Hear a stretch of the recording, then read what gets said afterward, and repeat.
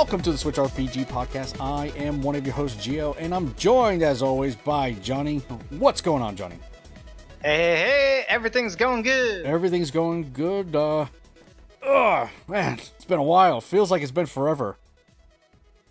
Yeah, it's been a bit. All right, so, if this is your first time listening, this is the show from Switchrpg, where we bring you the latest in the world of RPGs on the Nintendo Switch. This week, we're doing a little bit of catching up. I think we were only delayed like a couple of days, but whatever. And much more. But first, what have you been playing? So, I've been playing mostly just one game. I did play a little bit of a game called Gestalt. Oh, yeah. Steam and Cinder. Yep. So I played the demo for that on PC. It's interesting. It's kind of a Metroidvania, right? It's definitely a Metroidvania, but the combat is a little bit more slow and nuanced. Okay. But there was nothing about it that stood out as being great.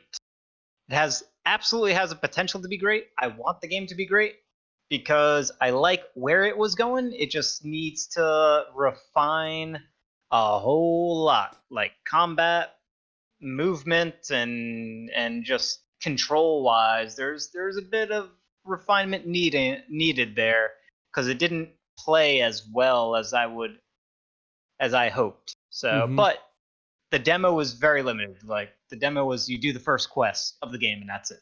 Right. You explore the town, you do a quest, and then boom, the demo ends. Very, very short demo.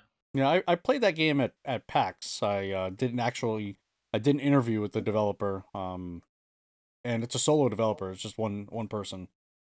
And yeah, I like the whole aesthetic, the kind of like the steampunk kind of thing.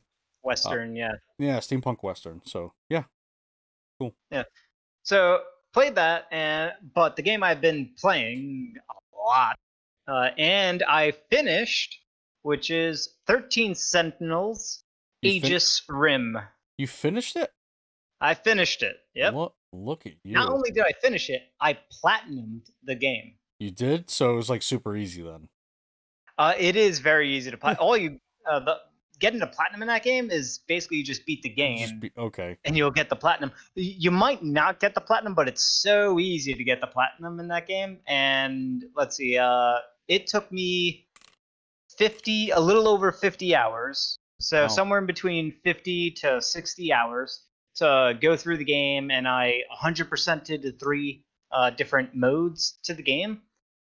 So that could give you some context, but you kind of have to 100% at the very least 2 of the modes of the game in order to beat the game anyway.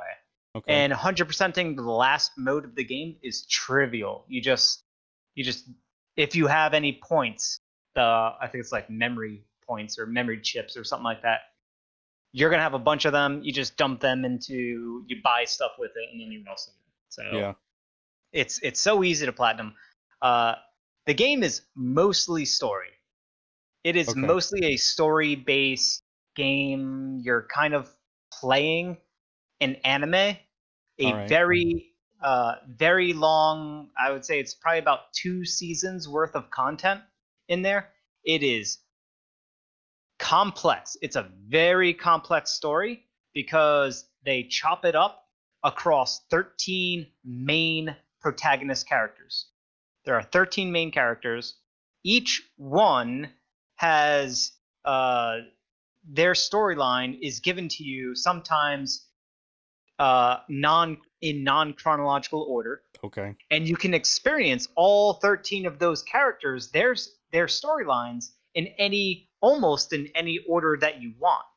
And the order of any other character's storylines is also either non-chronological or in order, and there will be major gaps in story beats as well that can also occur. So it's very chopped up. Not only that, but the game's story takes place over multiple 40-year increments. Wow. So there's essentially 5 eras, 5 major timelines that the game takes place over, and there's time travel amongst all of those. So to figure out what's happening in the story can be very confusing at first, but it's also extremely mysterious. And that mystery part, because of how complicated the storyline is, and the overall big picture, the world that they've crafted, that this story is taking place in, is so well thought out, but also dense, and there's a lot to it. There's tons of stuff. There's a whole lot of just symbology and meanings. The story is awesome. The only thing that hurts the story is when it goes into like tropey anime character behavior type stuff. Okay. Like dumbed down stuff that seems more juvenile, even though the storyline itself is like, sorry, if you're young, you're not going to get the storyline. It can be very confusing. You have to be an adult to sort of appreciate this world and the complexity of how they're telling the story. You got to be a bit more mature and be able to comprehend a nuanced storytelling approach. It's very nuanced, and they dedicate. So one mode is dedicated to doing the story. Another mode is dedicated to researching what you've just encountered storyline wise. So that's how dense the storyline is. They have an entire section where it's called analysis, and you're reading notes and you're playing back. You can play back scenes that you've encountered, and you can play back the scenes in the actual chronological order that the storyline actually takes place. Because there is, even though there's time travel, there is an actual sequence of beats and how the story unfurls. There is one definitive timeline of how things sort of progress. But yeah, it's real good, real good. Really enjoyed it. And then you have that final mode, which is the combat, and the combat is the combat's great. It's sort of like real time, but also turn based. So everything runs in real time while your characters are on cooldown, and then when they're off cooldown, everything pauses for you to control that character and do stuff. Oh, okay. I was gonna say like Xenoblade Chronicles, but that doesn't pause, so you're okay. Yeah, doesn't pause. Yeah, so it's real time, and then it pauses to you then take a turn at some point. So it's sort of like everything plays as long as there's an action or a wait to sort of play out, and even then you could like just have your character stand around and do nothing. Even though it's not on cooldown, they can just wait for something to happen. So you can purposely make them wait. They can kind of like aim back, rebuild some of their energy, and then use that energy. It's all mech stuff. So you're playing with sentinels, and you're able to level up your pilots can level up. They gain unique abilities.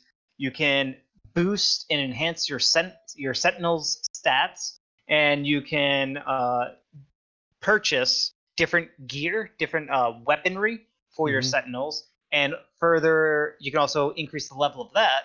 And then there's also this meta set of skills that you can get and improve on. So that whole sort of part of it is really good. It's kind of weird because it's like an RTS meet a mech-based RTS RPG meets Space Invaders. That's kind of what it feels like, because you're fighting against a horde of like invading. They call them Deimos. You're fighting a horde against them, and the way it visually looks. So this game is It's got like an isometric view, and there's like a city grid that's laid out.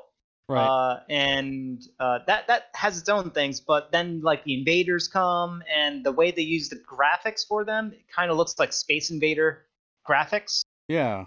Or if I had to say like Space Invaders Extreme, if you ever played that game, They kind of look like that kind of graphics, and when you blow up enemies and when explosions are happening, when you're launching missiles from your mechs or using your machine gun or laser, big giant laser blast or whatever, like there's particles going all over the place, fireworks like crazy. Like they went really good on the particle system because there's like explosions, things can get crazy, and there's a lot of mayhem that ensues when you're getting into the combat.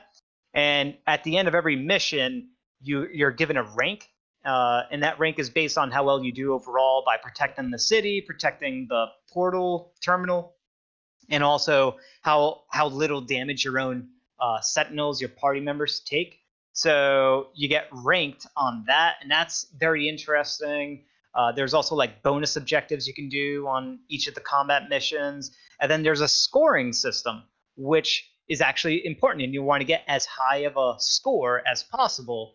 So that whole scoring system, that's really what nails like the Space Invader feel of it, because like you want to get the highest score possible on each level, and you can replay levels to grind more, replay missions to grind out more levels and experience for your characters. Mm-hmm. So really good stuff. And then there's 3 different difficulties.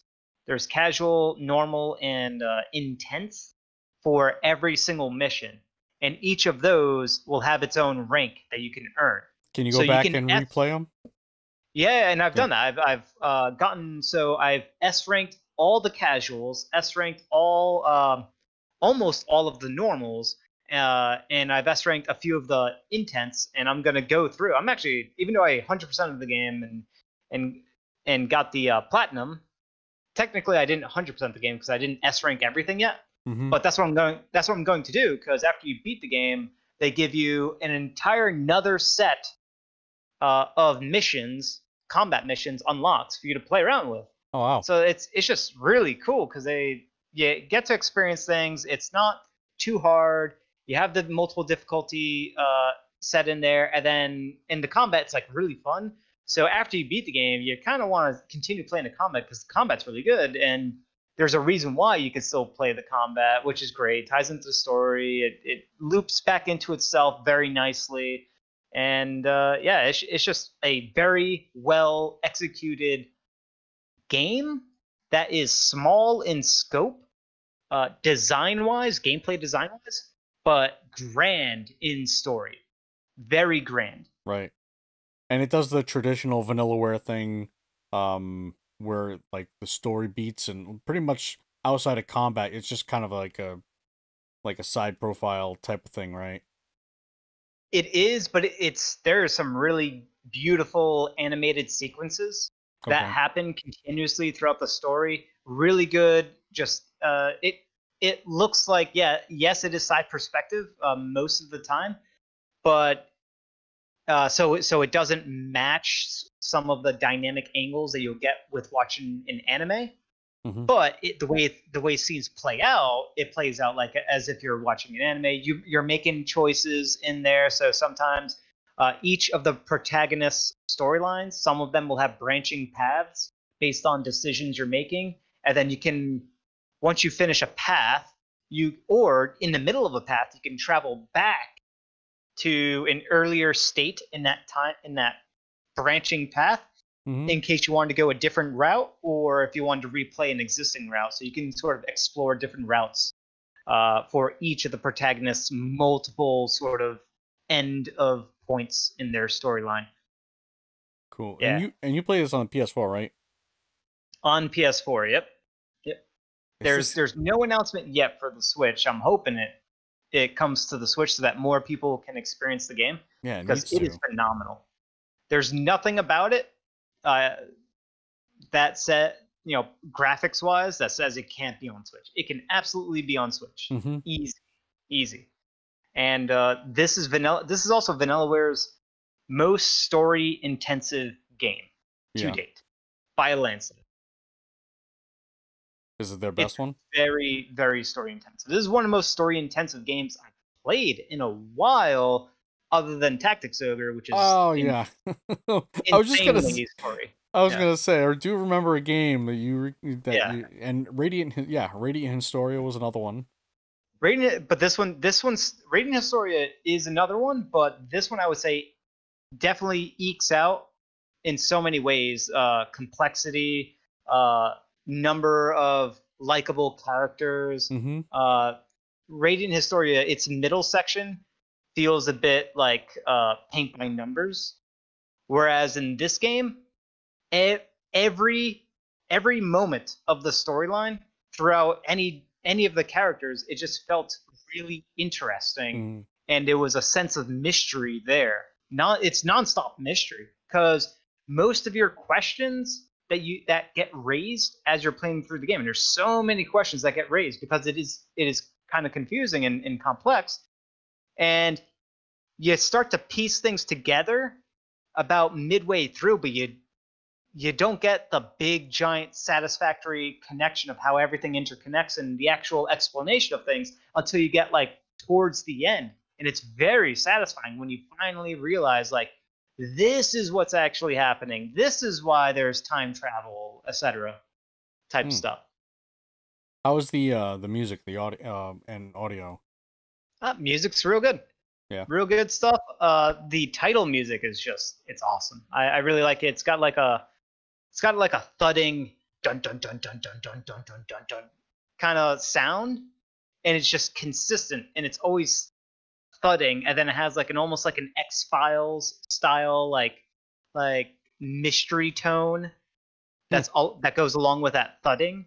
It's real cool. I really like it. It just reminds me of like, you kind of think like X-Files, the TV series, and like um Twilight Zone, and like Men in Black and Terminator.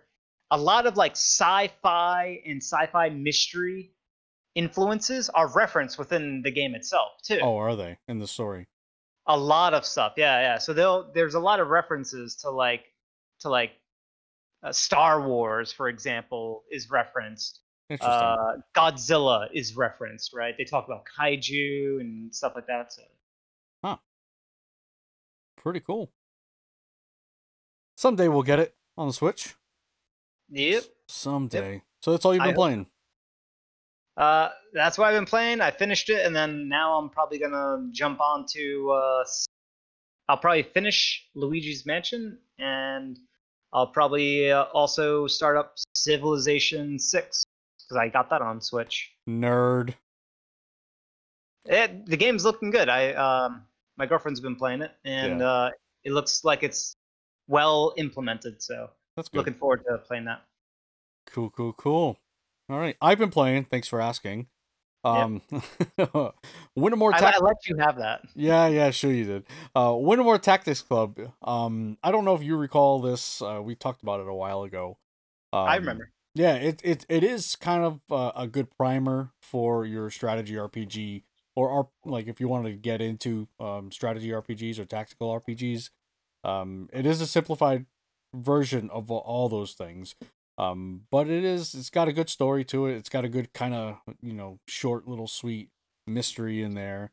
So I do recommend it if you're not crazy into like the strategy RPGs or the tactical RPGs. I do recommend this one. Again, it's just like a light version. I would say it's even lighter than Mario plus Rabbids. If you wanted to kind of delineate those two. But it's cool. It's interesting. It's very small, small scale. Been playing that. I have not been playing Hades like I should be. Sorry. Okay, I know you chastised me for that. But I did start up a new game called Ninth Dawn 3. And I want to tell you a little bit about it, okay? Ninth Dawn 3 is a hidden gem, okay? What? It's a hidden gem. I'm Really? having a lot of fun with it. I will tell you, right? The audio, it does not look good. Okay, it doesn't look good. But what it does is it almost plays like a twin stick shooter. Okay, so that's kind of how you control your character and attack you. It's like twin sticks. It's an open world RPG, and basically you're a pixel art dude. And every time you turn, it almost has that kind of like Paper Mario effect on the character. And when you move in like diagonal angles, it's all wonky. But Yeah. I'm telling you, the game just freaking works. I'm watching your playthrough. Yeah, So. and there's so much you can do. Like I told you, the map, it's an open world. The map is gigantic. The dungeons are huge. There's so many equipable items that you can find out there. Like you can have like 4 rings and like a belt and pants and socks. It's like, and they all do stuff. Like, so it's like very customizable in that way. You can get party members. You can recruit party members. I just recruited a party member. His name is Nameless. You can catch monsters and they fight along with you. There's so much you can do. There's a lot of NPCs. You can learn crafting of armor, weaponry, magic items, jewelry. Like, there's just so much to do. And I think this was a mobile game at first. At least the first 2 were. I think this one was as well. And there's just so much to do. So much that you can do. The music is the sound quality, like the audio, like the sound effects are, they're okay. But it almost plays like Diablo, where you just kind of go in and you just start whacking. But it is kind of difficult as well, so. Yeah, I was gonna say it definitely looks like Diablo. Yeah. What was I gonna say? Yeah, I mean, you can try and play it like Diablo, but you will get wrecked. You will certainly get wrecked. Yeah, I saw you train a whole bunch of rooms in a cave, and then you found like a room, and then you just funneled them in, and you just like cheated your way through it. Oh, I am cheesing my way through the whole game, because I'm essentially kind of like skipping areas, I guess, not on purpose, but I'm going to like dungeons that I shouldn't really be going to, and I'm like cheesing my way through. So I'll get the enemies. I'll stand on a corner and get like a first few hits, and I'll just outlast the monsters, or I'll go through an entire dungeon just rolling through the whole thing. And then when they're all clumped together, because you can kind of do that and hit them all at once, I'll do that as well. But yeah, I haven't run into any major issues with the game. But yeah, it's not easy. It's not an easy game. It might look easy, I don't know, or maybe I make it look easy, but it's kind of complex. But I think it's one that people should be looking at. Ninth Dawn 3. I definitely 3. So it's a sequel. Yeah, the first 2 were on mobile, I think. Okay. And it's not something I was expecting or wanting. Like, the developer asked me if I would cover the game, and I said, yeah, sure. I wasn't really covering much at the time. I was doing Adam RPG and Arafel. And I wasn't falling in love with Adam RPG, so I'm like, you know what? I think it's time I kill Adam RPG for now. And I picked up Ninth Dawn 3, and I was like, wow, this is really kind of fun, you know? And it's got a decent story. You know, it might be your, you know, as you call it, paint by numbers story, but it's not bad. It's not bad. Definitely a good time waster. Like, I think I was just trying to level up, right? I mean, as you know with Let's Plays, right? So you just kind of you're showing off, you know, as you go on. And I think I left off an episode, right? I'm just gonna level up. I just want to make sure that I'm okay for the next dungeon. And I played like a few hours, and before you know it, I was like way too high of a level, because I just kept playing and I got all this new gear. I'm like, oh no, now I need to catch everyone up on all this stuff. But yeah, it's fun. It is fun. It's always you get them levels and you're like, oh, all right, just one more level. Yeah, just one more level. Next level. It's so close. Why not? I don't know what and when you do die, you do lose a lot of XP. So it's, you can't retrace and retrace your steps and get the XP back. So it's not like Dark Souls. You just lose a lot of XP. And yeah, that was in the Diablo 1 and Diablo 2. Oh, was it? Experience loss. Yeah. I've played Diablo 2. I just don't remember that. But it's a fun little game. All right, cool. Let's get into some new game announcements. We actually only have one. I know that there are more, but we'll just cover this one here. This game is called Seven Nights Time Wanderer gets a November release date, so it's coming up really quick. Netmarble announced that its debut console title. What are they normally known for, Netmarble? Is it mostly like mobile games? I think that's what it is. Probably. Yeah, so they announced their first debut console. It's called Seven Nights Time Wander. Will release November 5th, 2020. The game will be available digitally on the Nintendo Switch through the eShop. A 6-minute intro trailer is available on YouTube, and it definitely looks mobile. I will say that. It's good graphics. Like put together. It's like well polished. It looks like it's, there is a decent budget to this. Yeah. I mean, Netmarble's a pretty decently known company. I'm just trying to figure out what other games they have, because I know I've played some of their games. Yeah, it looks like it's a cooldown based combat system. Yeah. Where things are happening in real time, and then your characters have, I think, 3 abilities, and then you activate one and they go on cooldown. Yeah, I'm trying to look up games, but their website is not so friendly. But it is a Korean based. Oh yeah, so yeah, they definitely have a lot. They actually have a Magic game, Lineage 2. Iron Throne is another one. I do recall playing Lineage 2. So yeah, they're mostly known for their mobile titles, and yeah, as you said, it looks like a cooldown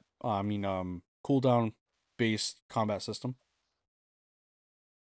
I just hope it doesn't have a lot of those weird mobile quirks, like you have to use gems and pay gems to kind of speed up the game. Have that. Yeah. Yeah, it looks like it's actually based on one of the company's most popular titles. But yeah, 7 Nights Time Wanderer, November 5th. Cool, let's get into some news. News. A lot of delays. Holy cow. Digimon Survive delayed to 2021. Bandai Namco has confirmed that the release of Digimon Survive has been pushed back to 2021. The publisher shared the following message from producer Kazumasa Habu regarding the delay. Digimon Survive team would like to extend our thanks to our fans from around the world for their support during development, especially in these difficult times. We had originally planned to launch Digimon Survive in 2020, but the current world events have shifted development. We have made a difficult decision to push back Digimon Survive's launch to 2021. So yeah, it's this is just going to be a common thing. Whether they have announced their game is coming out or they're just not announcing a game at all, we're just seeing this everywhere. So Digimon Survive is one of the latest. We'll have 2 other ones we'll let you know of, but kind of stinks. I think I want to say I know a lot of people were kind of waiting for this to come out. The game is good looking. Yeah. It's a good looking game. It's a tactics based combat system, which has me excited. I mean, the only thing about it that I don't like, and I'm liking a lot about it, the only thing I'm not liking is the fact that it has the Digimon license attached to it. What's wrong with that? I'm just not a Digimon fan, and Digimon, I might be a little bit too old for Digimon, so that's what's wrong with it for me personally. Right. If I were a Digimon fan, this looks awesome, and if I were a younger tactics gameplay style RPG fan, this looks awesome. Yeah. So it is disappointing that it's delayed, because it does look real good. Well, I think it's important to note that it is only being delayed. It's not being canceled. So, we'll get it at some point. Because it could have easily gone the other way and just not come at all. Yep. All right, cool. The next to be delayed, and this one kind of surprised me, to be honest with you, is... Oh, where'd it go? Trying to... Come on. All right. Chris Tales delayed. Another one, 2021. Modus Games announced that Chris Tales has been delayed. Previously planned for the launch in November, the game will now release for PC, PS4, PS5, Xbox One. Oh my gosh, this is way too many consoles now. Nintendo Switch, and Google Stadia. So again, same thing. This is a smaller studio. They're based out of Colombia. And yeah, it's what they say that it's Chris Tales is one of the biggest projects they've worked on, and they want to get it right. Now, I just played this, right? I just played this for the Steam. The Steam had, I think, was it for PAX or something? They had where a bunch of games had their demos released. This was one of the games, so I thought it was kind of closer. Yeah. To coming out, and they did say it was actually going to come out November 17th, and now they've delayed it to early 2021. So yeah. So a lot of people did have an opportunity to play the demo. I don't know if the demo is still available, but I think I still have it installed because I did play it. I think I still have it installed, but it was fun. I like the look of it. Yeah, good for the developers to delay this in order to make it better, right? That's why they're delaying it. And to me, delay a game as long as it takes in order for it to be as good as you the creator need or want it to be, right? Well, isn't there like a saying that I think it was Miyamoto that said a delayed game is bad forever or something to that effect? It's kind of along the lines of I'm rehashing, I'm paraphrasing like crazy, but what the intent of that Miyamoto quote is that a rush game is never good. Can be bad, right? But you can delay a rushed game, and if it were to be bad, you could eventually make it good. It's along those lines. Like risk. Yeah. Right. You could still rush a game, and it could still be good. Right, but the backlash from it, like say for example, No Man's Sky, right? That was I don't think that was necessarily a rushed game, but it was just a kind of a maybe it was rushed. Yeah, well that's what it is. Is you can rush a game and it could still be good, but it may not be the best that it could be. Mm-hmm. Right. Right. So it's sort of like if you delay something, then it is possible, even if it's bad now, it's possible that it could leave bad lane and go into good territory. Right. So this is it. I don't know if it's translated. This is just what I put up on Google, okay? Yep. A delayed game is eventually good, but a rushed game is forever bad.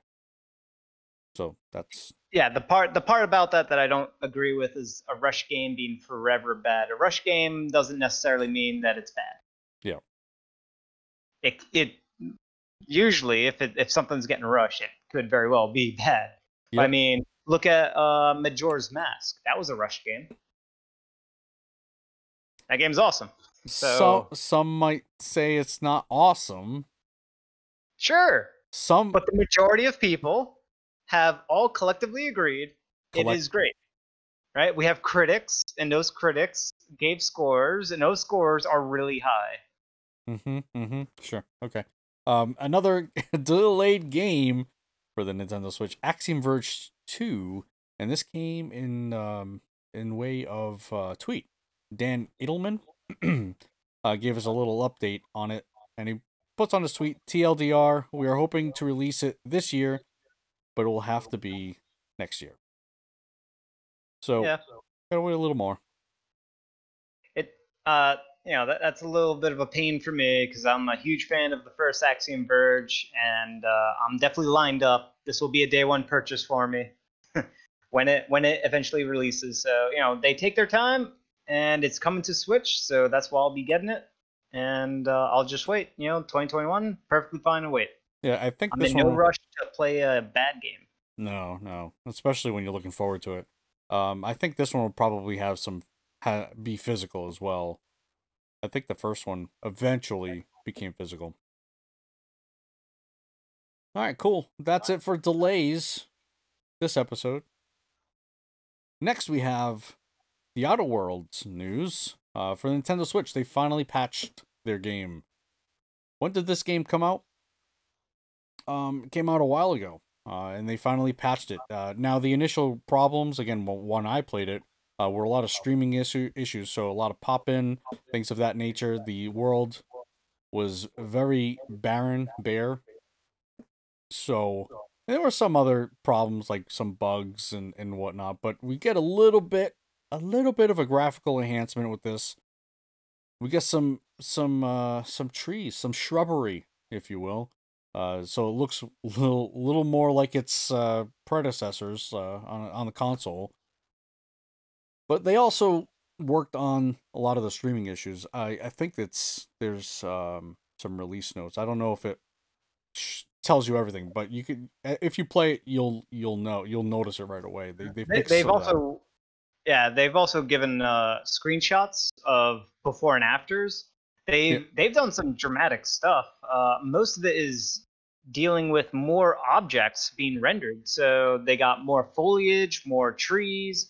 The skyline is improved dramatically. They got the buildings themselves. There's just more geometry, more objects Right. that make up structures and things like that. So they got denser environments, denser polygonal, environmental stuff. They've done a lot of tweaking to the textures. There's a lot to this. They've sort of changed some of the SSAO. I think that's subsurface anti-aliasing.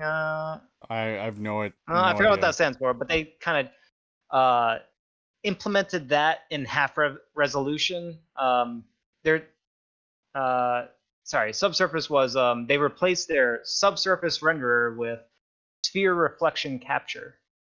So lots of interesting stuff. Yeah, a lot of stuff under the hood, basically. And it definitely helped it out. I did fire it up a little bit just to kind of see, like what did they actually do something. But you can actually see graphically, there's definitely some enhancements there. My biggest pet peeve was the streaming of objects. Where a building would only come in halfway, enemies would pop in, trees would pop in, rocks would pop in, as you were just moving, and they've fixed that, which is really, really important.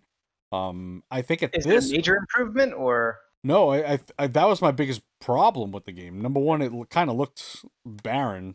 Yes, I get you're supposed to be in a wasteland, maybe, but it just looked really bare.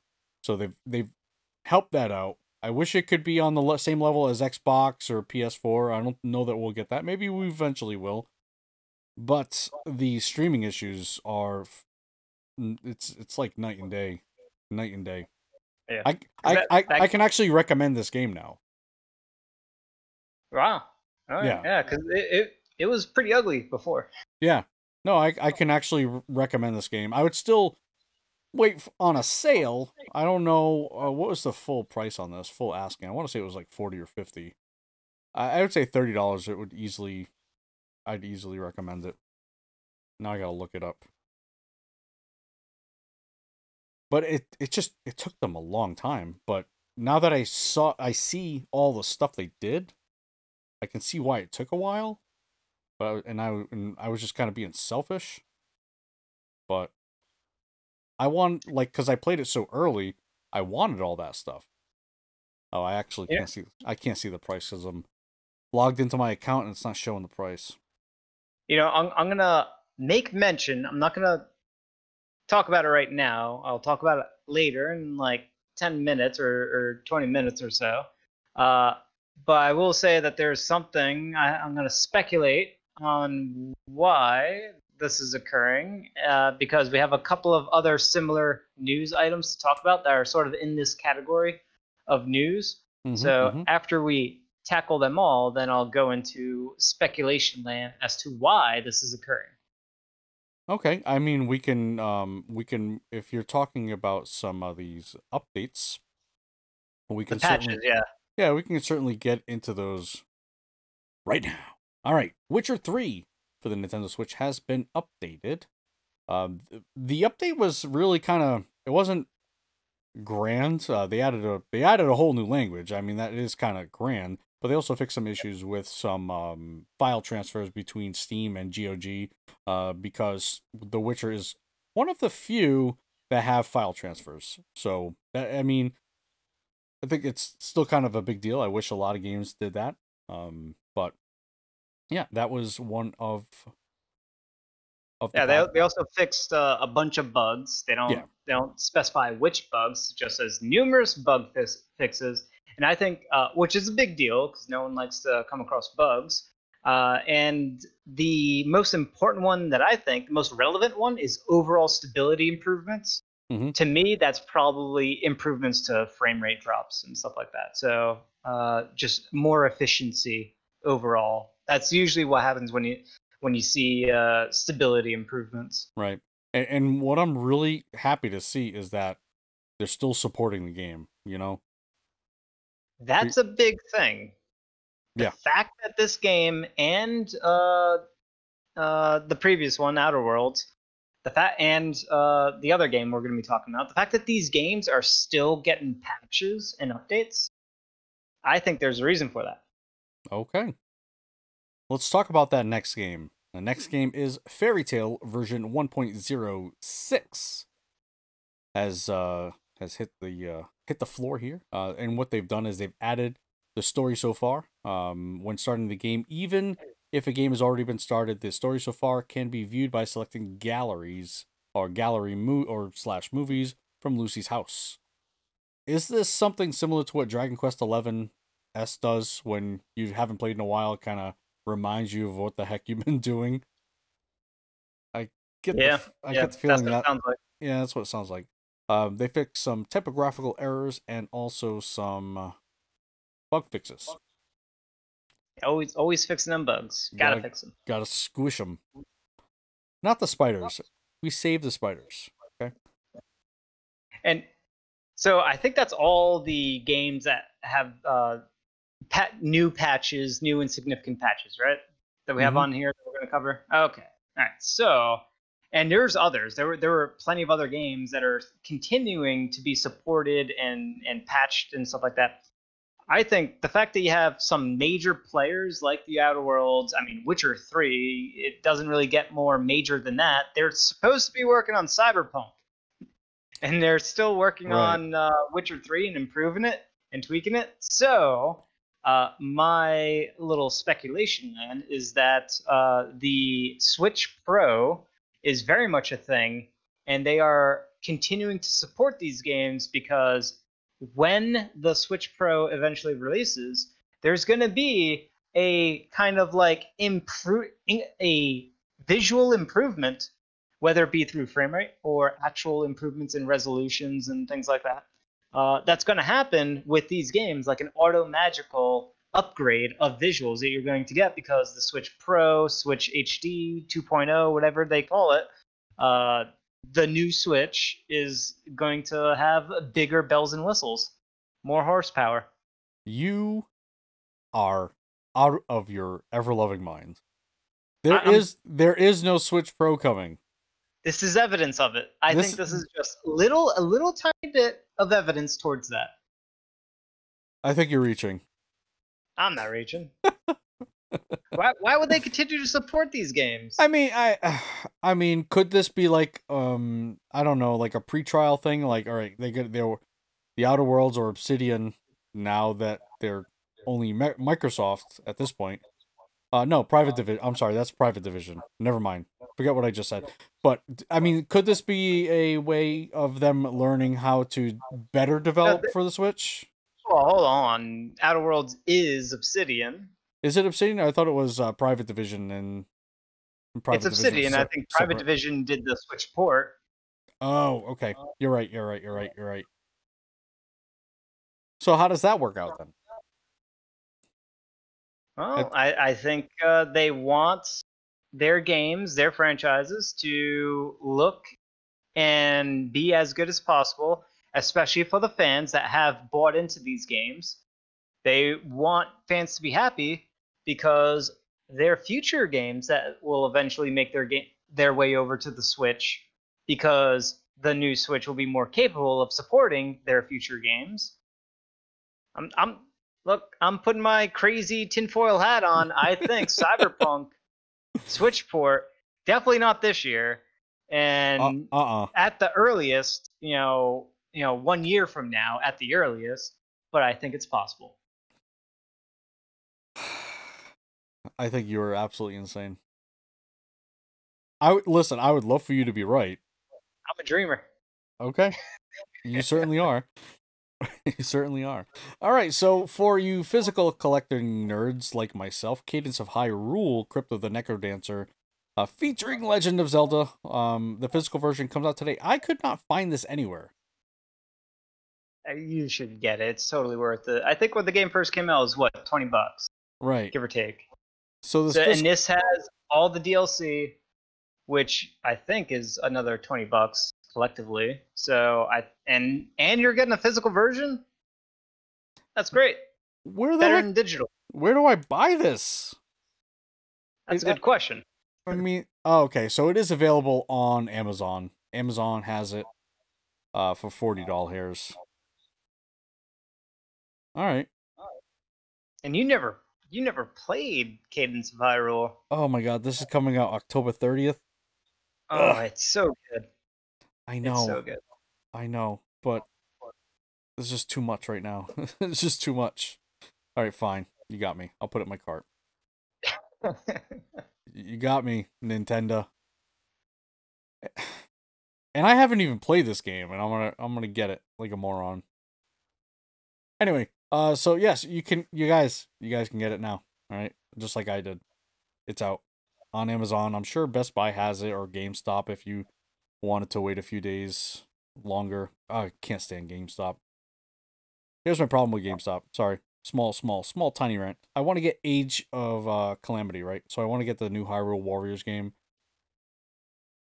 And I want to get it through GameStop because they have this stupid little keychain, the little Guardian, okay? Again, I'm a collector. It's just those stupid little trinkets, for whatever reason, they get me. So they got this Guardian that I want. Doing the whole thing, add it to my cart, about to buy it, except for when I notice the shipping. The shipping is, if I want to get it on day one, it's only $10 more.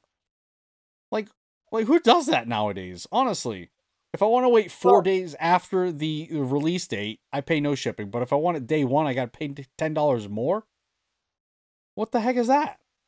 Well, I agree. It's not, competition-wise, they're losing to Amazon, right? They're not as competitively, they're not offering as much competitive incentive. Or Best Buy, or Walmart, or Target. However, do you really want to give more money to Amazon? Do you really want to give more money to Walmart or Target? Like, I mean, if there ever is, I mean, yeah, GameStop is also pretty big, but GameStop is peanuts compared to like Amazon. Oh, it's all juggernaut. It's all the same. GameStop should be able to afford to. I mean, they have the games on hand already. Just ship them out earlier. You're giving your money to Reggie. You're giving it to Reggie. Oh, come on! Don't give it to. Who runs Amazon? Is it Bezos? Bezos. Don't give your money to Bezos. Oh, that guy has too much money. Pennies, I'm giving him. Give it to Reggie. Reggie needs your money. No. Anyway, he's a good guy. Yeah. Reggie's a good guy. Yeah, I guess. You're gonna say Bezos is a good guy? No, I don't even know him. I don't know either one of them. Okay. All right, moving on from that discussion. Immortals Phoenix Rising, your favorite title of a game name. Oh yeah. And future Ubisoft games on Switch will support crossplay and cross progression. What is cross progression, you might ask? It is a feature. I'm getting a wicked lot of echo. Are you good? Yeah. Is it gone? Maybe. Okay. Oh yeah. So you might ask what cross progression is. Cross progression is a feature that allows you to carry your save data from one platform to the next. Linking your Ubisoft account to any other account will allow progression to be retained for most Ubisoft games. So it's basically cross-save. They call it cross progression. And you're gonna see this with Hyperscape, Assassin's Creed Valhalla, Immortals, and Riders Republic. And then they're going to have crossplay. Crossplay is a feature that allows you to connect online and play with your friends regardless of what platform is used. Now, I thought this was a single player game. Maybe it's not? I'm so confused now. What is going Yeah, on? that sounds like it's multiplayer. Maybe. Oh, no. They're also talking about Assassin's Creed and another game called Riders Republic. So that's probably a blanket statement to cover, because all three of those games, or four, sorry, Hyperscape is another one. Yep. So all four of those games are going to support cross progression, and some Crossplay. or all of them are going to have crossplay. All right, that's just not how it's laid out here in this article on My Nintendo News. Come on, guys. Well, they sectionalize it, right? What is cross progression? And then they mention Immortals, Phoenix Rising on that section. So cross progression is going to be in Immortals, Phoenix Rising. So you could probably take your game save on PC and Switch. Right. And go between the two. And maybe the other consoles as well. Okay. Very nice, Ubisoft. You're not nickeling and diming us here. Oh, yeah, they are. No, I mean with just these features. I'm surprised we don't have to pay for these things. You are paying for it because you have to buy the game on PC, then you have to buy the game again on Switch. Yeah, I mean that's pretty typical. I mean that I'm not surprised about, but I mean they nickel and dime you for everything else. Oh, you don't think that's bad enough? A $60 game becomes a $120 game because you want to play it on two different platforms? Yeah. You want to play it on two different platforms, you got to pay for them. I don't see the big problem there. Well, there's a lot of games that are free to play, like Fortnite. Yeah. And have cross progression. Okay. I don't know. I just don't know. No, it's. I mean, if you want to play Fortnite, just go play Fortnite. But this, I don't know. It's just different. It just is different to me. Okay, you're not convincing me. Proceed to check out Cadence of Hyrule. It would be nice if, some games, I'm not saying all games this is possible, but it would be nice to have, you buy the game once, and then if you want to play it on multiple platforms, you don't buy the game again. You get maybe you pay like $5, $10 to unlock it on another platform, right? You're basically expanding your platform capabilities for that game. That just would never work. Like Sony's gonna want some of their money, and Microsoft is gonna want some of their money. Like Nintendo's gonna want their money for for you buying that license for their console. It just wouldn't work. Fortnite works on Fortnite, and those free to play games work on microtransactions. So there's a lot of games that do that. So it is possible. Well, I mean, this Immortals game might be one of those games where you pay the premium price and you get microtransactions. So they are essentially doing that same thing. And in fact, they're doing more. Yeah, that is true. So I don't know. All right. Well, they also did release a story trailer, which I feel like I already know way too much about this game. They're really trying to oversell it, I think. But this new story trailer is really going through Google Stadia, so they're really trying to promote that aspect of it as well. I don't know. I think I'm still kind of excited to play the game. I think, or maybe let me backtrack on that as well. I was more excited, but now I'm a little less. But I'm still kind of want to play. I still kind of want to play it though. I'm going to cautiously wait for reviews, and as long as it's in I would say probably somewhere in the 80s and above, I'll play it. Yeah, I'll buy it. I'm not day one. I'm definitely not day one, but I am interested in it. All right, cool. Square Enix boss. Why do they write it like that? Square Enix boss.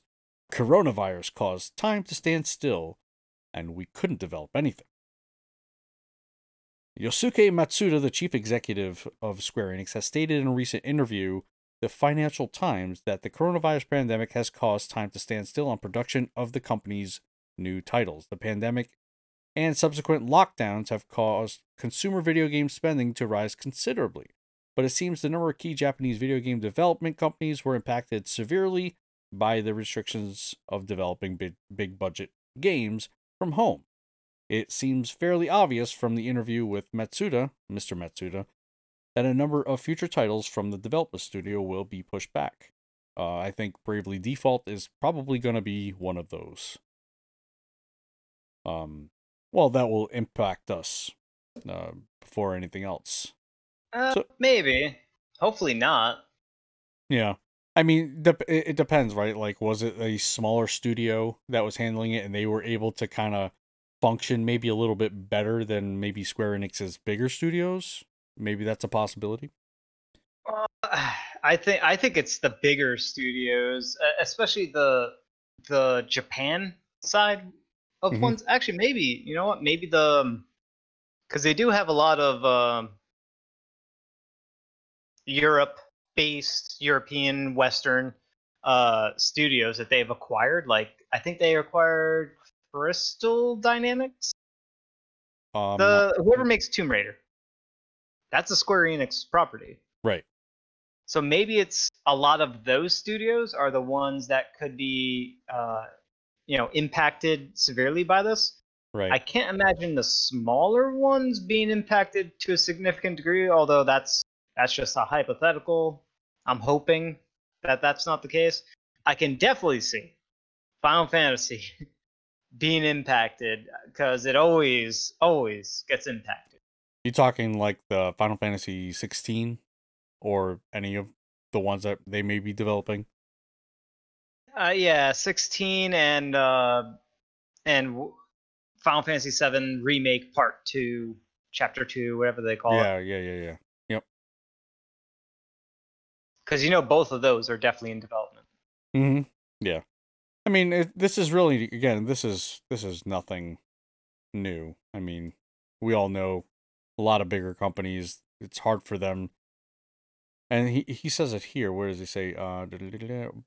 Impacted by the restrictions. So whatever local government has said for their restrictions, it's just hard to work with those.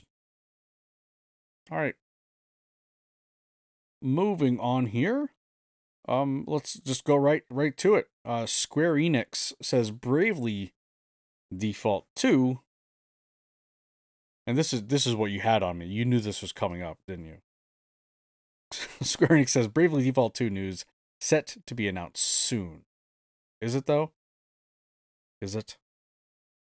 This is from a tweet. They said it is.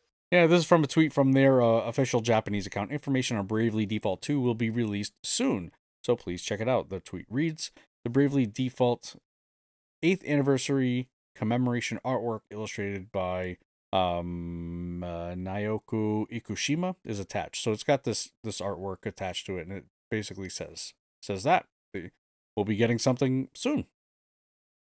This is totally like out of the previous statement from before that they were being impacted, because look at this artwork. This is such a shoddy sketch. Here, it's so like we should probably inform our fans that more news is eventually coming, and maybe give them some art. We don't have any art because we haven't been developing anything because COVID. You there? Like, give me some crayons. You there, man? I don't know name of. Do something. Yeah. Well, I hope it's something more than that. I hope it's legitimate, and we will be getting something soon. Maybe it'll be a partner showcase. We did get one for October, so maybe we'll get one for November. It seemed like they've been kind of like a monthly iteration, so soon, yeah, maybe in another week or so. I would guess anyway. All right. What else do we have here? Time to stand still. More collectors, guys. If you do want to collect, we got Final Fantasy 7. What is this? 7 and 8 twin pack. This only in Japan, or is this coming to the West here? That one is for Europe. Oh, it's for EU. So we can at the very least import it. It's expensive.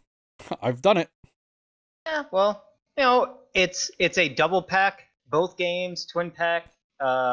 It's the Final Fantasy VIII remastered, so I'm guessing it's the PC the port of the PC version, Mm-hmm. and Final Fantasy VII, but it's the old Final Fantasy VII, not the remake.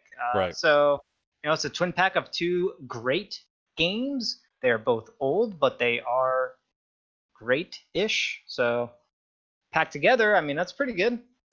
Great-ish. It does look like it's available here in the States. I'm looking at the Amazon listing right now. Sorry, I went straight to Amazon, okay? Sue me. $52.69? Oh, $49.99. Yeah, it's $50. I would still rather have Final Fantasy IX over 8, but I see what they're doing there. They went in sequential order. Whatever. They should have done all three. It should have been a triple pack. That would have been nice. That Yeah. definitely would have been nice.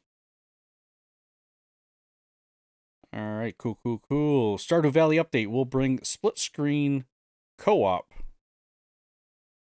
You played Stardew Valley, right? Yeah. Would you do split screen co-op? I would if I was still playing it. Absolutely. Yeah. My girlfriend and I were each playing the game at the same. Well, not at the same time, because when we got it, it didn't have the multiplayer stuff. Yeah. But we played a lot of it, and she played a lot of it, and we kind of played it. It would have been nice if this was there from the start, or from when we started to play it. Right. But I mean, I'm not gonna go back and play it with this. But if this was in there, my girlfriend and I would be playing at the same time. This would have been an awesome feature.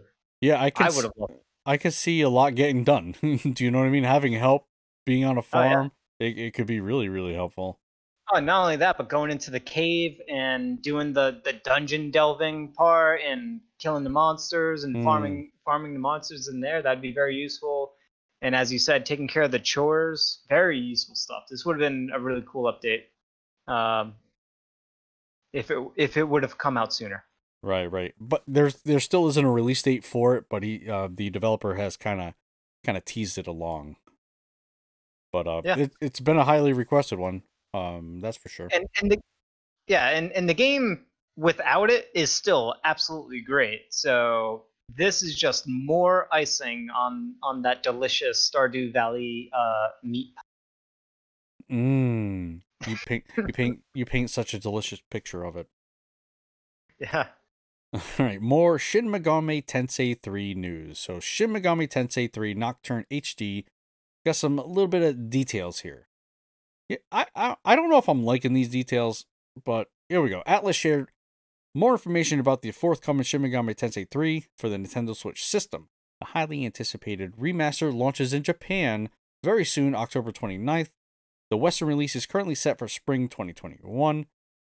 The new details shared by Atlas cover things such as the game's DLC and additional side activities. So there's DLC for a game that is very, very old. I don't know how I feel about that. I don't know how you feel about that. So they're very small. Is like remastering, an HD remaster. So they had to go through the game a bit more, right? This isn't a port.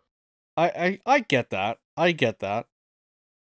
But you're putting, I don't know, and it's kind of like little stupid things that for DLC, okay?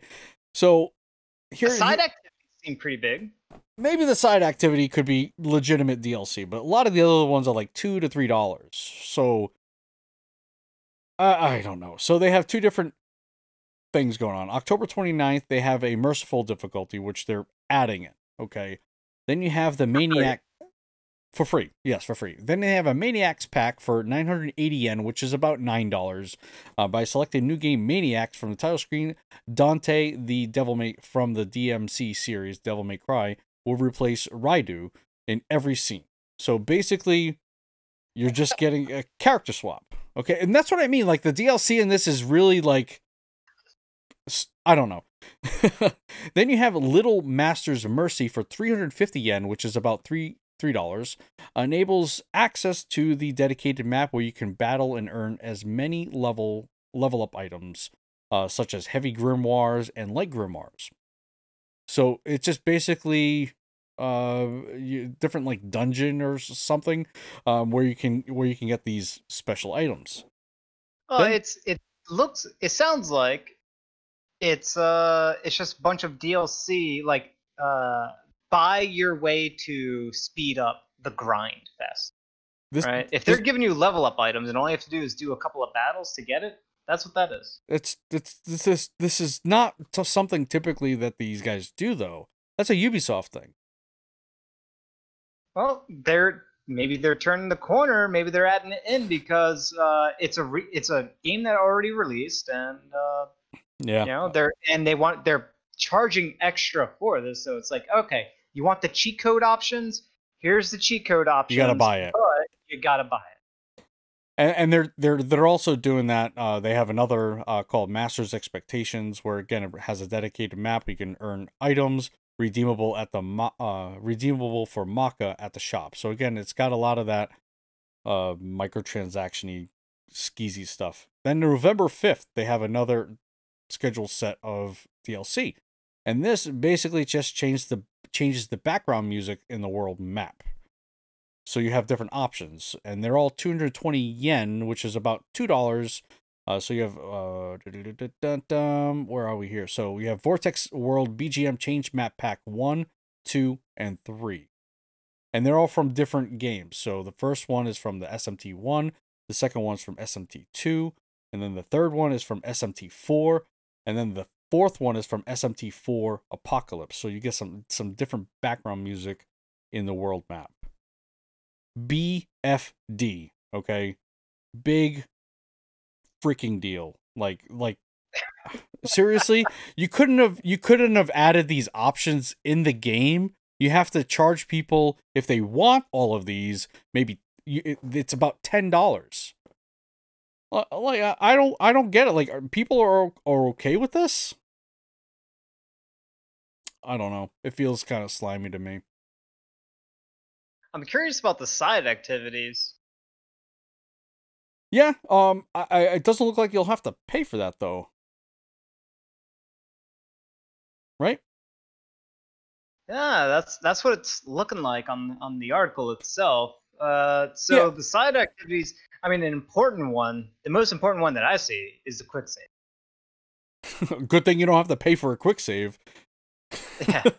No, I think because the article states it's talking about DLC, and it also talks about kind of just more details. So this is something, the quick save is something essentially that the game didn't have before. So yeah, if they were charging like 220 yen for quick save, oh man, jeez. Look, all this stuff, who cares? Like, we don't have to get any of this stuff. No. And it would still be a great game getting an HD remaster. Right? The fact that they're charging for a good deal of this extra stuff, we don't need to buy it. A lot of it seems unnecessary, right? Music tracks and cheat codes.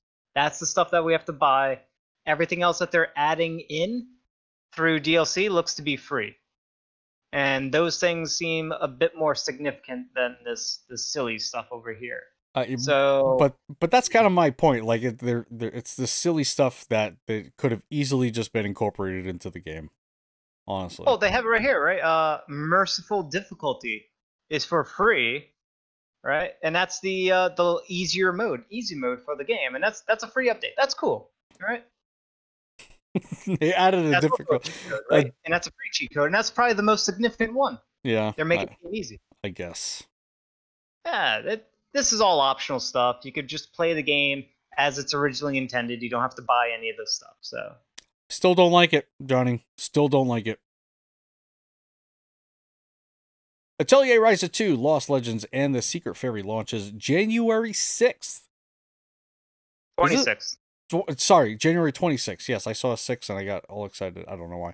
Anyway, January, Atelier Ryza 2, Lost Legends, and The Secret Fairy will be releasing in North America on January 26th. Publisher Koei Tecmo has announced the 22nd entry into the long-running Atelier series. Atelier Ryza 2 once again follows the alchemist Ryza as she uncovers the secret of the royal capital. The game will be releasing on Windows, PC, Nintendo Switch, PS4, as well as PS5. No Xbox at all, huh? But you got Windows on there. Cool, we finally got a release date on that. If you haven't played Atelier Ryza, I think it's Secret Darkness. I forget what it's called. Play it. It is a good game. It is a very good game. I can imagine this one being equally as good. Now, Atelier Ryza, it has a long history, right? What do they say? 22nd entry. There are only a few of them that actually are true sequels. Most of them you can just pick up and play anywhere. And Atelier Ryza 2, obviously, it seems like a sequel, so definitely want to try that first one. I'm excited. I thought the game was a bit further away, but the 26th of January, yeah, that's not too far. Yeah, I thought it was farther away. I almost remember reading something not that long ago that it was probably going to get delayed, but it looks like it's not. It's great. And I missed out on the first one, and the first one was apparently something real good. Not, definitely worth playing. Yeah. Hopefully, I don't need to get the first one in order to enjoy this one. Hopefully, I could just jump in, hit the ground running. Yeah, I don't know. Like I said, they have a long running history, and there aren't many sequels. This appears to be a sequel, but I don't know how tight they're going to be. All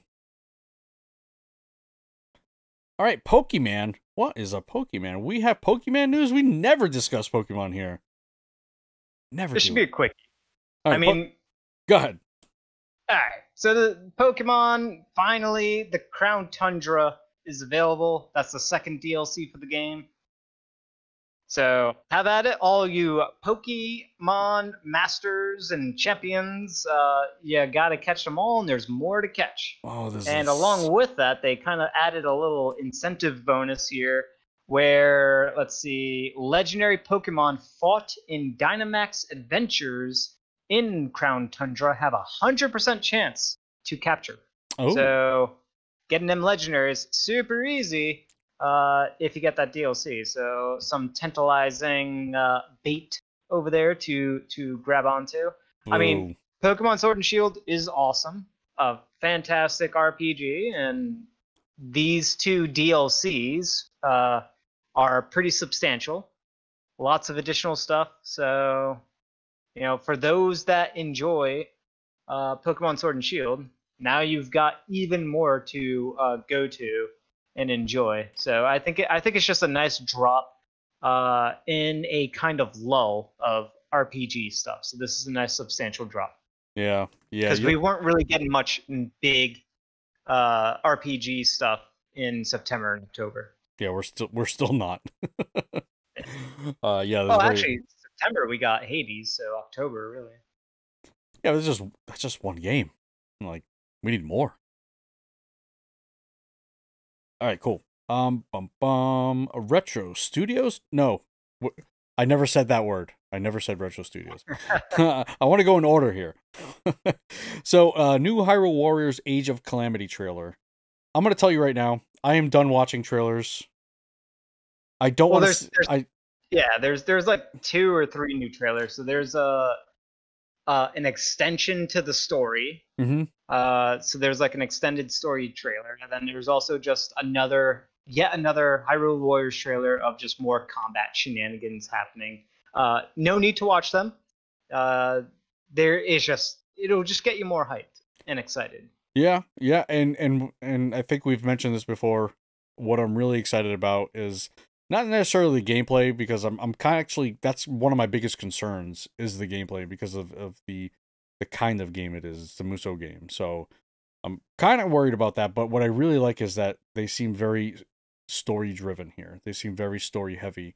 A lot of these trailers are really, they seem to be nailing that point home of story.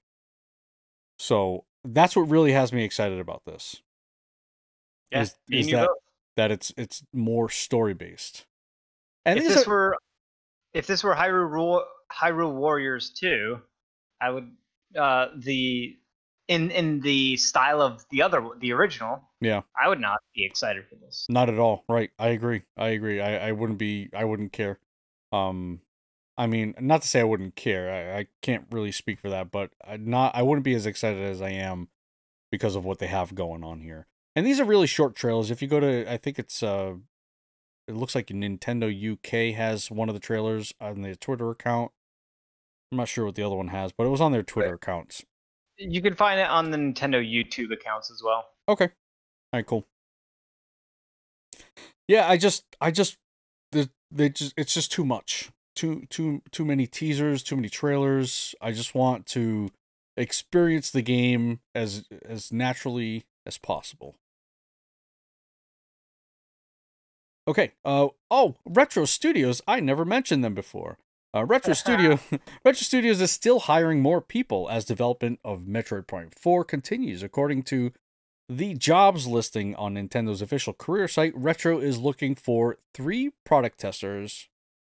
I better apply for that. And a storyboard artist. All 4 job listings were apparently added very recently and are all for game development. I'm sorry, are very recently and all are for game development. In fact, the product tester listings were added a week and a half ago, and the storyboard artist listing appeared about a week ago. Nice. This is kind of worrying, though, isn't it? No. No? It's very exciting. No, definitely. But why are we getting... I feel like storyboarding should have happened a while ago, unless they're doing cinematic stuff, like cinematic stuff after the fact. So you hit my point that I was going to get at. Bam! What? Bam! I said. There you go. You nailed it. Storyboard artists, yes, they should be involved a bit earlier. All right, so product testers, right? That can be midway through the project and definitely end game of the project. Mm-hmm. Right? So that just the fact that they're getting 3 of them, that to me is good. It means that they are midway or getting towards the end game of Metroid Prime development. Metroid Prime 4. Yeah. The storyboard artist to me indicates, okay, so that's an earlier thing. That storyboard artist would be like beginning and middle and not so much the end of development. So my guess with the storyboard artist is Metroid Prime 4, and the fact that Retro Studios has been hiring so much, this is not going to be the end of it. We're going to get a Metroid Prime 5 and potentially a 6. I think we're going to get another trilogy. Oh, man. At the very least, I think we're going to get a sequel. You are, like, throwing everything at the wall. Look, you got product testers for end game, you got storyboard artists for beginning game, right? I'm just making a possibility. I don't think it's true. I'm hoping it's true. Right. I'm thinking that the storyboard artist is for Metroid Prime 5. That's what I think. Oh, that's what I'm hoping for. Yeah, unless they're just working differently, right? Unless they were doing the cinematic stuff after. I don't know. That is also true. Yeah. Oh. Don't do that to me. All right, so we got it just seems it is also concerning though, right? I mean, they continue to hire, continue to do like keep adding stuff. It's nice to see that the product tester is there because that tells me that they've got something, you know. Yep. I mean, it could be very bare bones, but they got something to work with. Well, 3 positions. So not only do they have something to work with, but now they're in the point where they're going to be testing stuff pretty heavily. And I think, I see something like that. I think Metroid Prime 4 is coming out holidays next year. That's what I think. Next year, yeah. Unless I don't see it being like for end of first quarter 2021, like March. I don't see that happening. I think it's way too early. That's way too far away. It really is. It is, but you know what? You haven't even played the other Metroid Prime games. This guy? That guy. This guy. So this gives you plenty of opportunity to bust out some Metroid Prime trilogy stuff. Nintendo, please, please, please give us Metroid Prime trilogy on Switch. I mean, that could also be some of the playtesting as well. Yeah, The trilogy. could be. I hope it ain't though. That'd be awful. I'd be very upset if that were the case. Yeah, because then they're not even close. Yeah. All right, cool. We got some Fire Emblem news, and not the Three Houses kind. We have Fire Emblem, Shadow Dragon, and the Blade of Light finally localized on the Switch Again. So this isn't the what version was it? It was a Shadow Dragon. Right? Was that DS? That was on DS, yeah. Yeah. So this is not the DS version. This is straight up Nintendo, the NES version or the Famicom version. So here's what they're doing. They got a digital version coming December 4th in North America, which you can pre-purchase now, which I've actually done. It's $6. Kind of interested in playing it. So they got a digital version, and it's a limited time release. We got to talk about these limited time release things that they're doing. But it's a limited time release until March 31st of 2021. And then they also have this Fire Emblem 30th Anniversary Edition, which will be available to purchase from selected retailers in North America, priced at $49. So GameStop has it, Best Buy has it. I have not seen it on Amazon yet, but those two other places do indeed have it. I do have one already pre-ordered at Best Buy, so I'm kind of excited to get this. And what you'll get is a digital code for Fire Emblem, Shadow Dragon, and the Blade of Light on the Nintendo Switch, a replica NES game box with an instruction booklet and game map, a replica game pack art with game sleeve, so it's got that old cartridge sleeve for the Nintendo with Nintendo on it, hardcover art book, and a mini Nintendo Power collectible with a game art on it. So really cool. 30th anniversary. Nintendo's putting this out there. I think this may open up the door a little bit for some other Japanese games that were only originally released in Japan, and maybe this opens up the door for them to come here. We did discuss this a little bit beforehand, right? Yeah. What do you think it opens up the door for? I mean, a lot of people have said Mother 3. That's kind of like what everyone really would like to see here. Mother 3 was never brought here. Yeah, that's the big one, and they could celebrate it in a big way, kind of like this, where they bring it out on a. Was Mother 3 on Super Nintendo? On the Famicom? What was that originally released on? I know it was on Game Boy Advance. Yeah, I mean, it doesn't necessarily need to be NES. They could really. I think something from NES or Super Nintendo would work just fine. Right, but Mother 3 itself, when it released in Japan, I'm trying to remember if that was a Game Boy Advance or something else. Let me see here. It is Game Boy Advance. Okay. Mm-hmm. All right, that's what I thought. So they would have to. I mean, the cartridges for Game Boy Advance are pretty small, so you can't really do this nice NES cartridge with the sleeve thing. Yeah.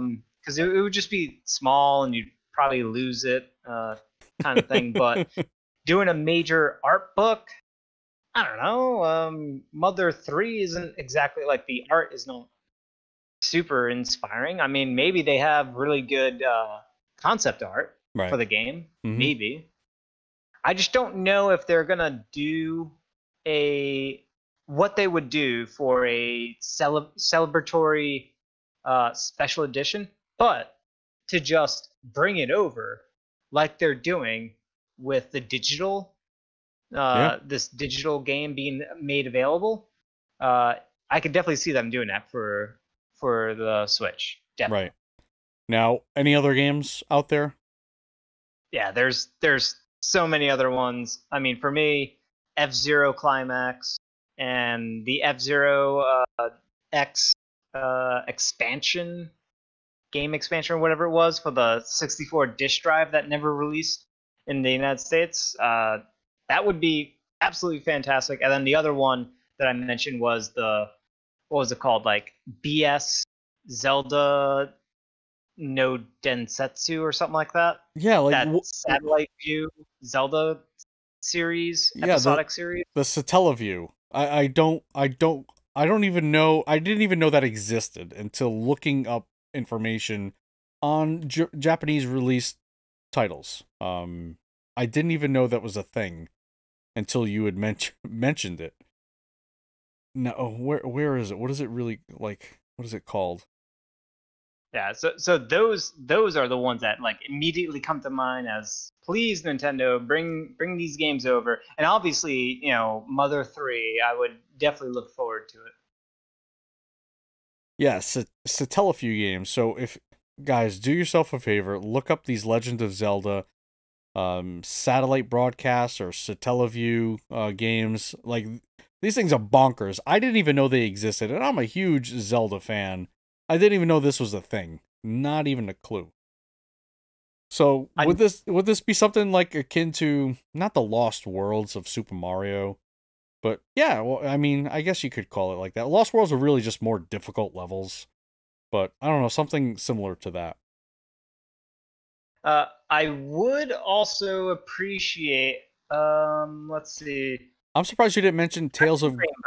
Tales of Graces. Well, Tales of Grace is already played on PlayStation. Oh, so you don't want it, is what you're saying. I have it. It's like in my cabinet right over there. Yeah, I don't care. It's not in my cabinet. I was hoping for that game for, I think it came out on Wii first. I was hoping for it. It never did. And then they announced the Tales of Graces F on PS3 that was finally being brought over here. And I actually joined in on that fan campaign to localize the game because they weren't going to localize that game. It was quite the effort to convince them to bring it over. I'm glad they did. Yeah. Because that is one of my favorite Tales games. Right. Yeah, so and there are other Fire Emblem games. What was it? The Holy Genealogy of the Holy War or something like that. The fourth Fire Emblem game. Okay. That one definitely needs to be brought here because that one's kind of like the holy grail of Fire Emblem games. One of the best rated ones. So that's another one. Okay. I'm looking here. Xenosaga 1 and 2 looks like it would be a decent one to get over here. Now. Yep. Yeah. Let's get that one here. Was that one? You know what? The original Famicom Wars, which is basically the prequel, the game that started the Advance Wars franchise. Okay. The first one was called Famicom Wars. Came out for I think the Super Nintendo. So that would be great because I love the Advance Wars. Yeah, so that's one of my favorite handheld series out there. Yeah, I know a lot of people like that Advance Wars. Well, going back to Xenosaga 1 and 2, I know it was released on PlayStation 2, but it was just a little bit different. They expanded it a lot on the PS2, but whatever. Anyways, get Xenosaga 1 and 2, the original DS version. There is one other one. There is no other ones. There is one other one, but it did release in Europe, I believe. Oh wait, PAL. PAL is what? Pacific? Yeah, that's Europe, UK. Is PAL UK? Yeah. Well, it does. So it's not United States. So, and I've mentioned this game before. So if this game qualifies, does it qualify? I don't know. What game are you talking about? I'm talking about Terra Nigma. Oh, you had mentioned Terra Nigma once before. Yeah, it is a really cool game. Now it's an action combat system. It's kind of like Secret of Mana. Right. Really good, really good. It's like Secret of Mana and Zelda kind of have a baby boom, there's Terranigma. I thought Terranigma was there's something weird, like it was released here, or maybe I'm thinking maybe it was Europe where it was translated in English, but it just never came here. I thought it did come here though. I don't think it did. So if that one qualifies, then that's definitely a game I would love to see brought over. Okay, yeah, I'd have to do a little more research on that. But the game has never officially been released in North America. Okay. It was published by Enix in Japan before Nintendo localized the game and released English, German, French, Spanish versions in Europe and Australia. And never officially been released in North America. Okay. Yeah, it was a PAL version. And yeah, it's basically like a Secret of Mana type of game. Cool. All right. That is going to do it for the news. We do have some rumors that Jonny just loves talking about. They're exciting. All right, go ahead. Hit me with some of these things. All right, so the first one is the Kingdom Hearts director teases another Nintendo Switch game after Melody of Memory, which is coming out real soon. It might be out already. I can't remember what the release date is, but it's pretty soon.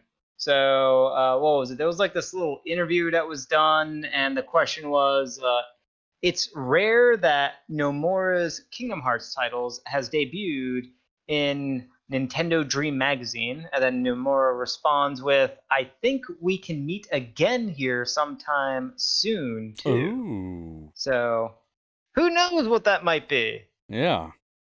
I just hope it's not, like, I want to actually play the Kingdom Hearts games. Okay, I just don't want to play them on my PlayStation 2. Or 3 or 4. Yeah, they've brought major Kingdom Hearts games to Nintendo handheld devices. So there was a few of them, right? Like 33 1/3 or whatever it's called. Well, 133 over 2 days or something. I just don't get it. Right, but what I was going to say is, like, I want to play Kingdom Hearts 3. I don't know which version to play because they got the 3 point something, the 3 point this. I don't understand any of that stuff. I just want to give me the Kingdom Hearts game I should play on the Switch, whatever that is. I don't want this melody stuff. I want a legit game. Like, give me the best you have. Whatever you can, just give me the best you have. Yeah. Well, you know what? It could be like maybe not, certainly not a trilogy, but it could be like Kingdom Hearts 1 as a standalone, Kingdom Hearts 2 ported over, or it could be like Kingdom Hearts 1, 2.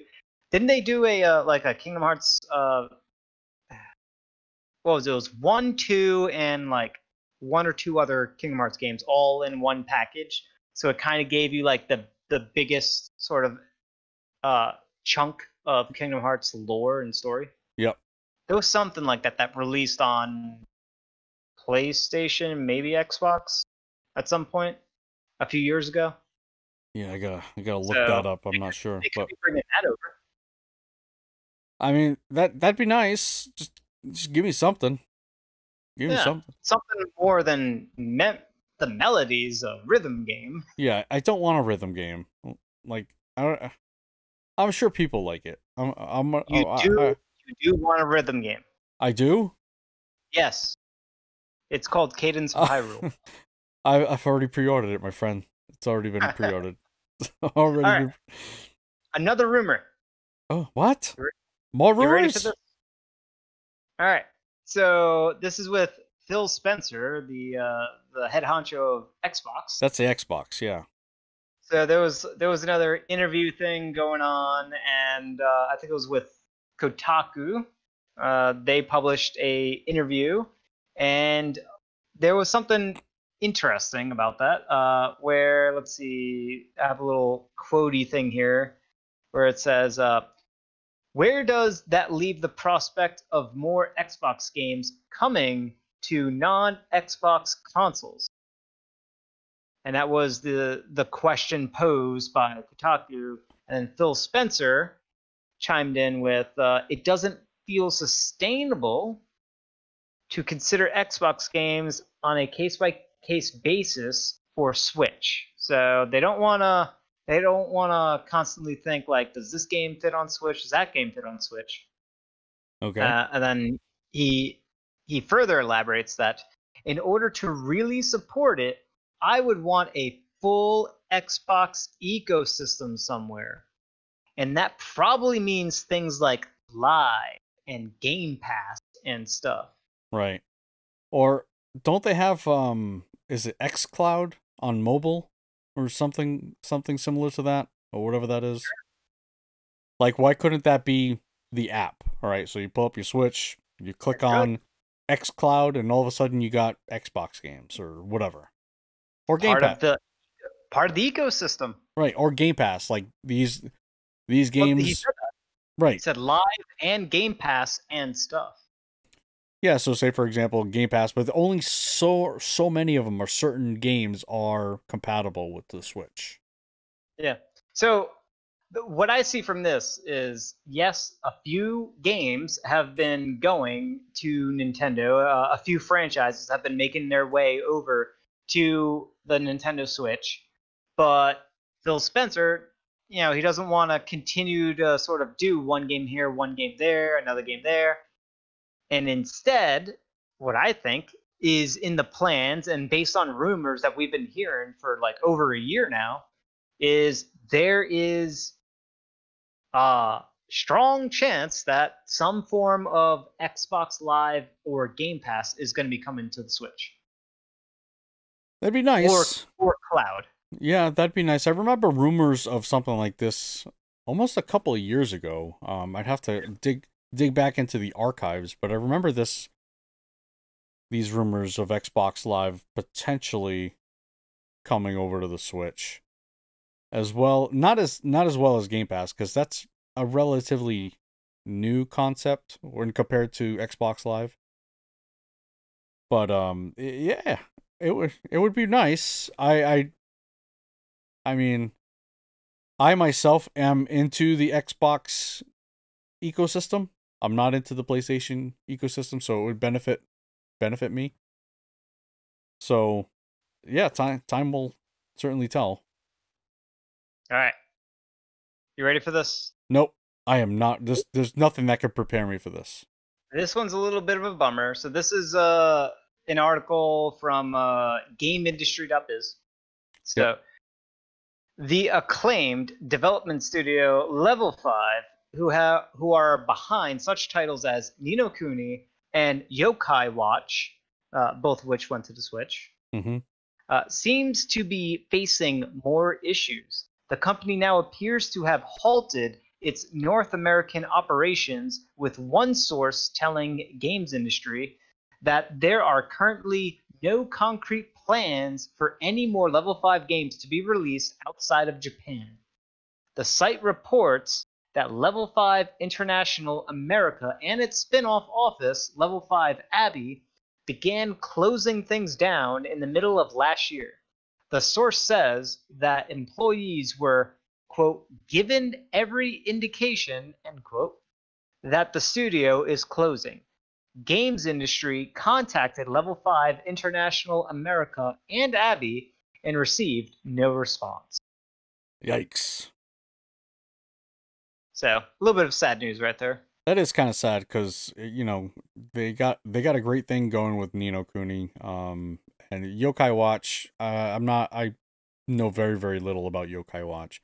Right, but that game looks real good on Switch. Yeah. I think it's Yokai Watch 5, right? Or 4? I don't know what iteration it is. But yeah, it's kind of a bummer. I hope this doesn't become a big thing. Maybe something will take over these IPs. I know there's a lot of people who I've never played them, but a lot of people love the Ni no Kuni series. I just hope it's not. Maybe they just don't. Ni no Kuni's gonna be theirs. Right. That's their franchise. It is. What I'm saying is they could sell it to a different company, but I mean, do they need a development studio dedicated for America there? Could they just consolidate what they have and still localize it for the West? It doesn't necessarily mean it's we're never going to see these games ever again, right? Well, that's my fear. My fear is that they don't bring any more game. I mean, that's what it sounds like in the article too. That they're not going to bring any more games over to America. Yeah. Or the Western. Right? Yeah, that's definitely what it sounds like. But again, I'm just kind of being hopeful in the fact that, you know, maybe they could do something. I think what is it, Marvelous and Exceed? They kind of do the same thing. Whereas you don't need a whole studio dedicated to that. Do you know what I mean? They could subcontract it. Right. Yeah. So it doesn't necessarily, we'll never see it. I hope that's the case, but yeah. I mean that's definitely not what the article states, right? Yeah.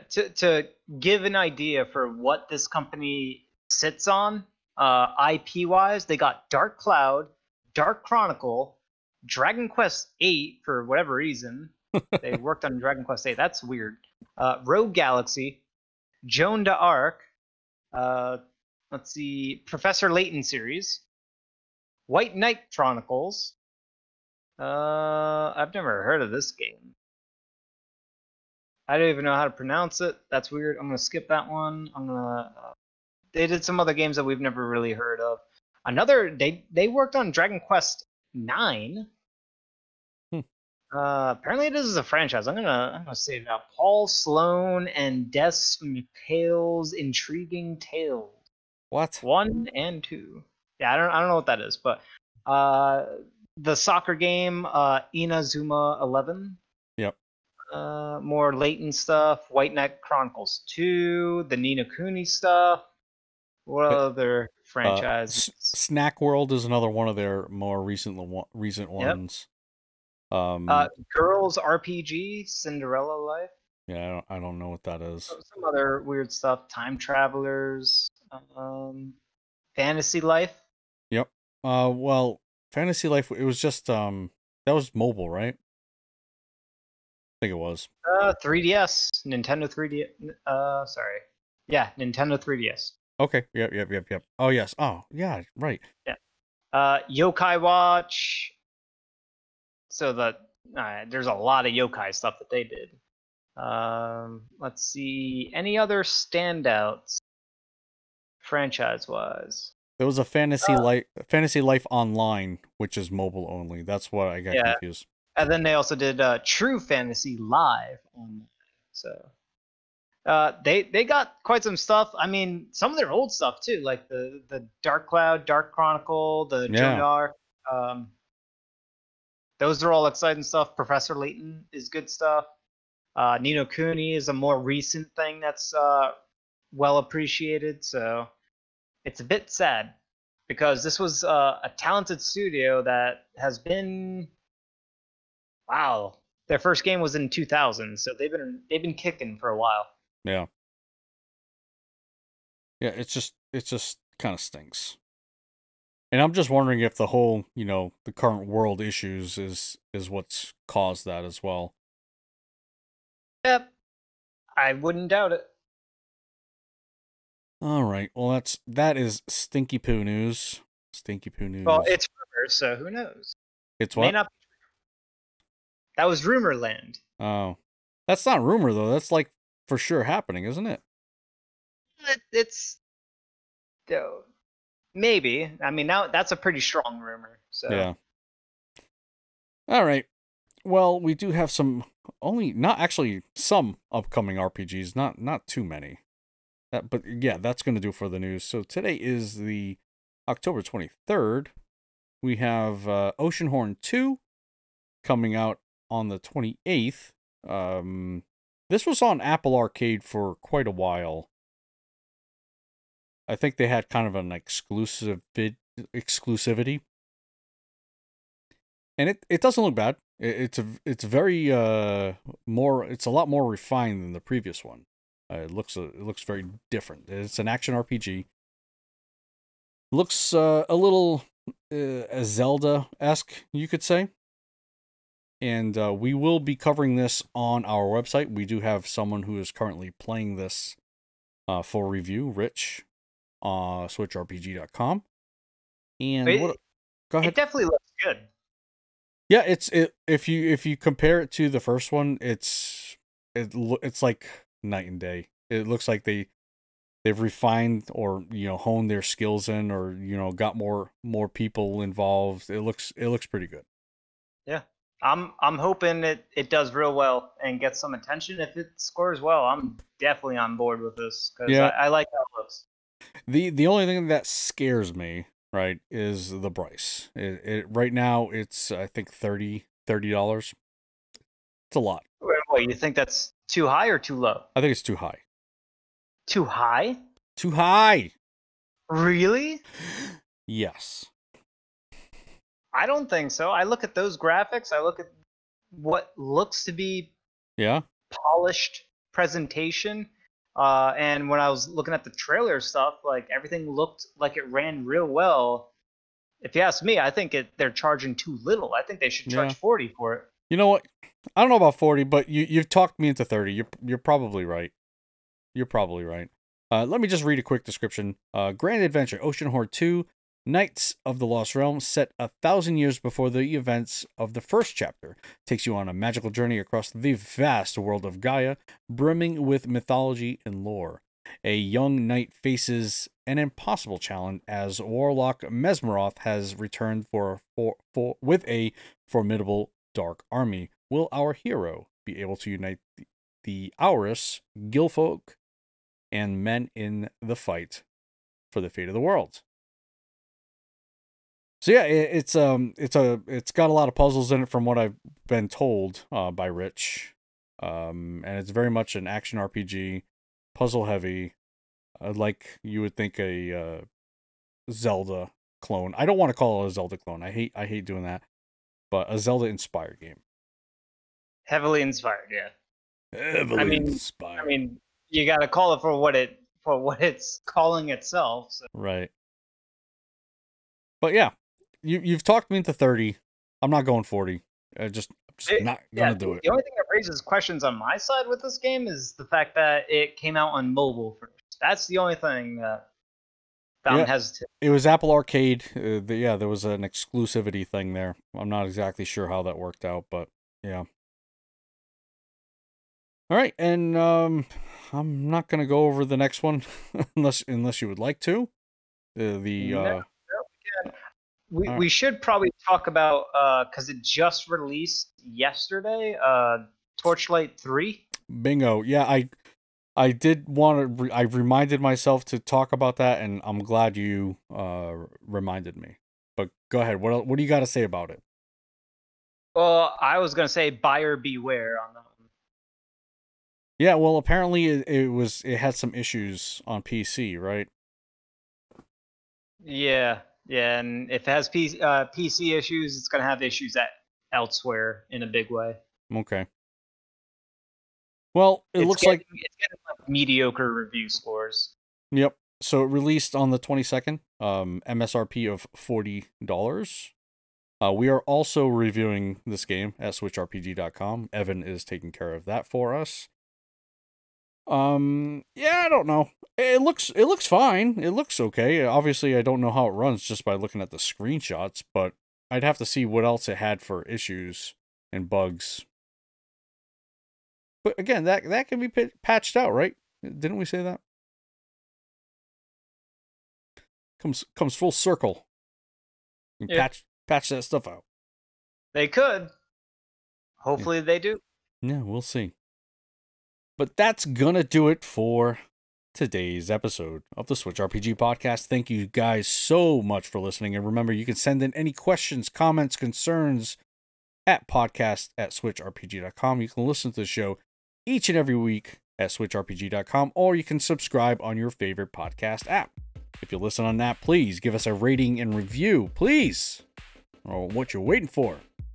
Pause this video, give us a rating. A 5-star would be appreciated, but please do so. So your support would be amazing. And finally, remember, you can head over to switchrpg.com for all your RPG needs on the Nintendo Switch. Until next time, see you around.